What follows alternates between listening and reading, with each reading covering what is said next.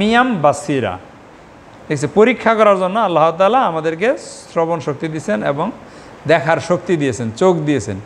এই চোখ আল্লাহর অনেক বড় একটা নিয়ামত। এই চোখ দিয়ে যেমন নেক কাজ করা যায় তেমনিভাবে গুনাহের কাজও করা যায়, ঠিক আছে? তো এই চোখ দিয়ে আল্লাহ তাআলা বলছেন যে যাতে করে তারা শুকরিয়া আদায় করে, যাতে করে, তাই না, যদি তারা নেকির কাজে ব্যবহার করে তাহলে তারা জান্নাতে যেতে পারবে। আর যদি তারা গুনাহের কাজ করে চোখের মাধ্যমে, চোখকে যদি হেফাজত না করে তাহলে তারা এরকম আল্লাহর কঠিন আযাবে গ্রেপ্তার হয়ে যাবে। কারণ আল্লাহ তাআলা কি এই চোখকে হেফাজত করতে বলেছেন। সব জায়গায় এই চোখ থাকলেই সব জায়গায় দেখা যাবে না। কুরআন মাজিদে বলেন আল্লাহ তাআলা, অলিল মুমিনিনা ইয়াগুদ্দু মিন আবসারিহিম, আর মুমিন পুরুষদের আপনি বলে দিন তারা যেন তাদের দৃষ্টির অবনত রাখে, দৃষ্টির হেফাজত করে, ওয়াফাজু ফুরুজাহুম জালিকা মিন আসকা, এবং তাদের লজ্জাস্থানের জন্য হেফাজত করে, এবং এটাই তাদের জন্য উত্তম। সূরা নূর আয়াত নম্বর হলো 30। এরপর আয়াতে আল্লাহ তাআলা আবার নারীদেরকেও বলেছেন, অকুল্লিল মুমিনাতি ইয়াগুদ্দুনা মিন আবসারিহিন্না ইয়াহফাজনা ফুরুজাহুন্না, আর মুমিন নারীদেরকেও আপনি বলে দিন তারা যেন তাদের দৃষ্টিকে নিম্নগামী রাখে এবং নিজের যৌনাঙ্গকে হেফাজত করে। এই যৌনাঙ্গকে হেফাজতে রাখার প্রথম যে কাজ সেটা হলো দৃষ্টিকে হেফাজত করতে হবে। দৃষ্টিকে যদি কেউ হেফাজত করতে না পারে, চোখের দ্বারা যদি কেউ গুনাহ করে ফেলে, তাহলে তার পক্ষে যৌনাঙ্গকে হেফাজত করা অত্যন্ত কঠিন হয়ে যাবে, ঠিক আছে? দৃষ্টি হলো ক্যামেরার মতো, ছবি করে ফেলে, বুঝছেন? এটা হলো রাসূল সাল্লাল্লাহু আলাইহি ওয়াসাল্লাম বলছে কি, দৃষ্টি হলো তীরের মতো, বুঝছেন, তীরের মতো। আর এইটা তার অন্তরের ভিতরে মানে যে ছবিটা থাকে এইটা তাকে এরকমভাবে মানে গুনাহের দিকে আপনার হলো নিয়ে যা।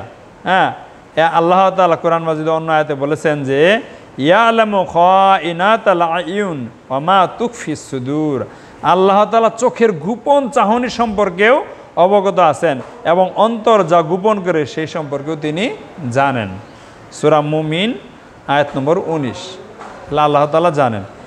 কিন্তু বর্তমানে এমন একটা অবস্থা হয়ে দাঁড়াচ্ছে, চতুর্দিকে গুনাহ এমনভাবে ছেয়ে গেছে, অশ্লীলতা, বেহায়াপনা এবং অনলাইনের অশ্লীল দৃশ্য, ঠিক আছে, এবং মানে নারী পুরুষের মানে অবাধ মেলামেশা এবং মানে উলঙ্গপনা, এরকম যে চলাচল বা নিজেদেরকে প্রদর্শন, এটা মানুষের ঈমান কেড়ে নিচ্ছে, মানুষকে মানে অনেক পাপে তাদেরকে পাপী করতেছে, ঠিক আছে?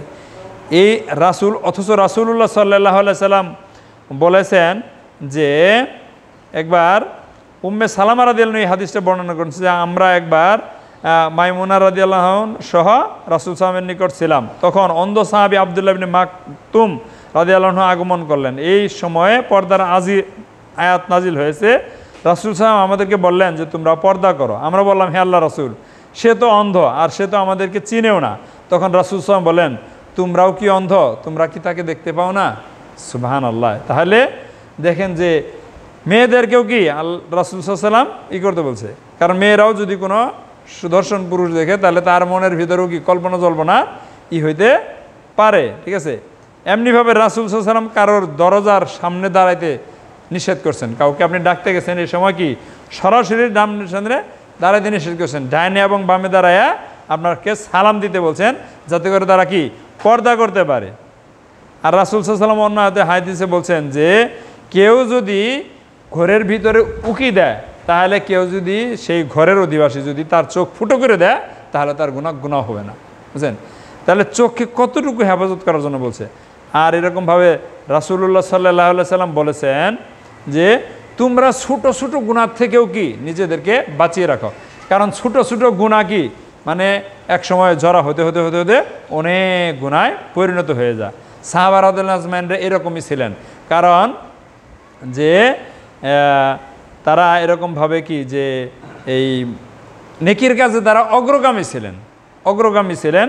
এই জন্যে তারা বলছেন যে আমরা ছোট্ট গুনাহকেও পাহাড়ের মতো মনে করতাম, আর তোমাদের সময় তোমরা কি বড় বড় গুনাহকেও কি কোনো পাত্তাই দিচ্ছ না, তাই না? অনেক বড় বড় গুনাহ করতেছে অথচ তারা পাত্তা দিচ্ছে না। কিন্তু এই দৃষ্টিশক্তি যদি হেফাজত করতে না পারে একজন মুমিন যে ইবাদত করে সেই ব্যক্তিরও সে ইবাদতের স্বাদ হারায় ফেলবে, তার ইবাদতের স্বাদ হারায় ফেলবে। অথচ এই দৃষ্টিশক্তি হেফাজত করার কি ফজিলত সেটা আমরা জানি যে 7 ব্যক্তি কিয়ামতের দিন আল্লাহর রহমতের ছায়ার নিচে জায়গা পাবে। এক ব্যক্তি হলো যে যাকে কোনো সুন্দরী রমণী ব্যভিচারের জন্য আহ্বান করে সে বলে যে আমি আল্লাহকে ভয় পাই, ঠিক আছে। তাহলে এই জন্যে এই চোখের হেফাজত করা, দৃষ্টির হেফাজত করা অত্যন্ত জরুরি, বুঝছেন। আর এই যে চোখ দিয়ে দেখায় এটাকে রাসূল সাল্লাল্লাহু আলাইহি ওয়াসাল্লাম চোখের জিনা, চোখের ব্যভিচার বলে আখ্যায়িত করেছেন, ঠিক আছে। রাসূল সাল্লাল্লাহু আলাইহি ওয়াসাল্লাম বলছেন যে কোনো পুরুষ যেন অন্য কোনো পুরুষের গুপ্তাঙ্গের দিকে না তাকা। আর যেখানে এখানে যদি একজন পুরুষ আরেকজন মেয়ের, একজন মেয়ে আরেকজন পুরুষের মানে গুপ্তাঙ্গের দিকে তাকালে কত বড় তাহলে তো সেই গুনাহ। এবং একজন নারী যেন আরেকজন নারীর গুপ্তাঙ্গের দিকে না তাকায়, এবং কোনো পুরুষ অন্য কোনো পুরুষের সঙ্গে যেন একই কাপড়ে শয়ন না করে, একই কাপড়ের নিচে যেন তারা শয়ন না করে, ঠিক আছে না। এইভাবে আল্লাহ তাআলা করে দিয়েছেন।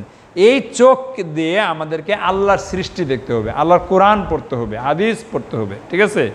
আমাদেরকে হালাল উপার্জন করার জন্য কাজে নিয়োজিত করতে হবে। এখন এই যে চোখের মাধ্যমে মানুষের যে গুনাহ হয়ে যায়, এর মাধ্যমে কি